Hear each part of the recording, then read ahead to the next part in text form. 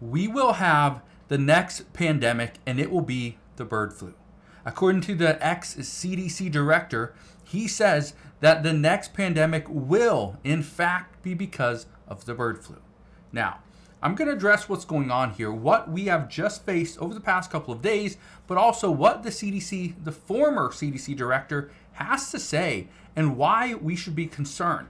He actually paints the picture, and again, this is not something you will want to miss. So I'm going to break all this down in just a moment, but all I ask is one thing. It takes 2 seconds. Go ahead, hit that like button if you enjoy these daily updates, and now let's begin.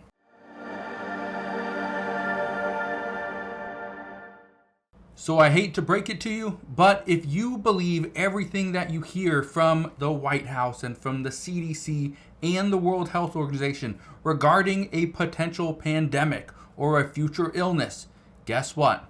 You will be, well, sorry that you listened to everything they had to say. Keep in mind, we have an election coming up. This is why the White House is going to stay fairly quiet about what is going on.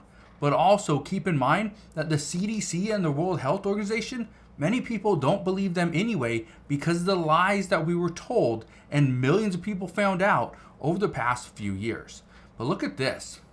It says the bird flu hits Texas and Kansas milk in first sign of impact. Well, okay.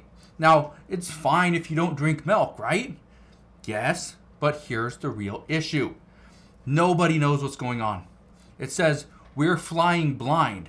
CDC has 1 million bird flu tests ready, but experts see repeat of COVID missteps. Remember, I just said this. The CDC and the World Health Organization are not trusted. They aren't trusted by millions and millions of Americans because of the mistakes that they made, because of the lies that were told. Now, did they save millions of people? Potentially.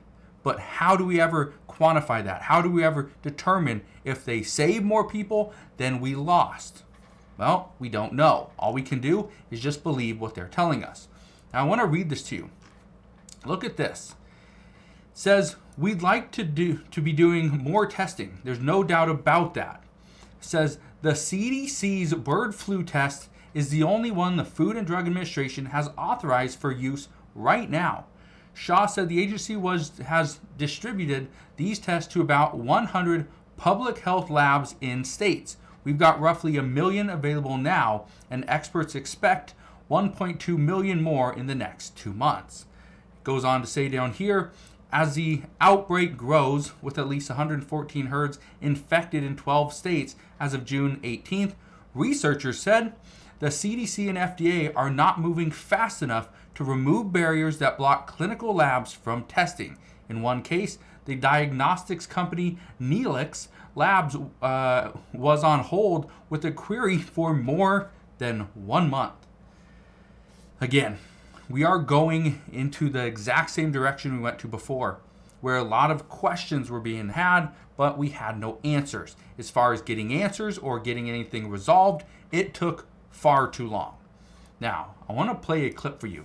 This is Dr. Redford, okay? Listen to this, and he is the former CDC director. Listen to this. Since 2019, we've had a progressive increase in bird flu in chickens and ducks and turkeys in our country. And since then, you've seen it now go into a number of mammals. It's now in over 25 different mammals. I think now with the llamas recently, it's now in 27 mammals in the United States. Now, I want to play you another clip. Okay, just think about what he just said, but now listen to this. I remember you told Chris not long ago that the bird flu could make COVID look like a little pandemic, which was quite alarming. I mean, is that really the case? Yes, Brian, I really do think it's very likely that we will at some time, it's not a question of if, it's more of a question of when, we will have a bird flu pandemic. So he just said it's not a question of if, it's a matter of when. Think about that. That's scary. Just keep listening. As you mentioned, unfortunately, bird flu has, when it does enter humans, has a significant mortality, probably somewhere between 25 and 50% mortality. So it's going to be quite complicated. Now, here's the other thing. You may not know this.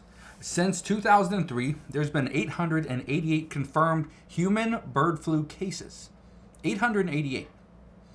Now, about 50% of those cases have resolved or have ended in death due to that disease.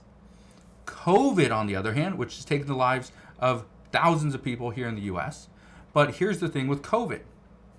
It has a mortality rate of 0.6%. So the bird flu takes about 50% of the lives. COVID, 0.6%.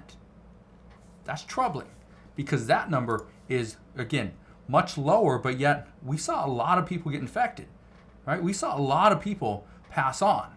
Now, I want to play you this last clip. This is of the same Dr. Bedford again. Listen to this. If it does, hopefully it won't. If it goes human to human, though, is it like COVID where if you cough, someone else can get it? Is that how it spreads, or does it spread a different way? Now listen to what he has to say, okay? Because again, this reporter is asking, does it spread the same way as COVID, or does it spread a different way? Well, listen. No, it's likely to spread through aerosol and droplets is how it's going to eventually spread. And once the virus gains the ability to attach to the human receptor and then go human to human, that's when you're going to have the pandemic. So he says right there, once the virus has that specific receptor and can go from human to human. Right now it can't. Okay, it goes from chicken to human, from mammal to human. That's what's happening. It cannot spread from human to human yet. But once this virus evolves, once it mutates, and that's why many experts have been concerned, and I brought this up about 6 months ago, maybe even longer than that. And I told you that right now the concern isn't that this is going to take the lives of millions. This could be the initial stages. Keep in mind when COVID was first kind of introduced, and it was very young. The problem was, how would it mutate? Would it transform? And then would it actually bypass some of these vaccines, right? Or would they become ineffective? And essentially that's what happened. Well, if the same vaccines that we're potentially putting together now for this avian flu, if these are going to be ineffective, what do we do at that point? That's the concern. And again, I bring this to your attention because this is something that many people aren't talking about. And I was just talking to a friend of mine a couple days ago, and he was saying that he's still a little concerned about this COVID thing, right? That he had a friend that he was just tested positive for it, and he's had this cough and this fever for a little bit. But then I was like, well, I understand that, but are you at all concerned about the bird flu? He said, no. What's the bird flu? He hasn't heard anything about it. It's the first time he's heard anybody talk about the bird flu. And I told him this is something it's a serious threat. But at this time, humans are okay. We're not at risk yet, or at least it's a very minimal risk. But again, I bring this to your attention because many people don't know about it. So I will leave you with that. But again, thank you guys for watching. Consider subscribing, and I'll see you guys on the next one.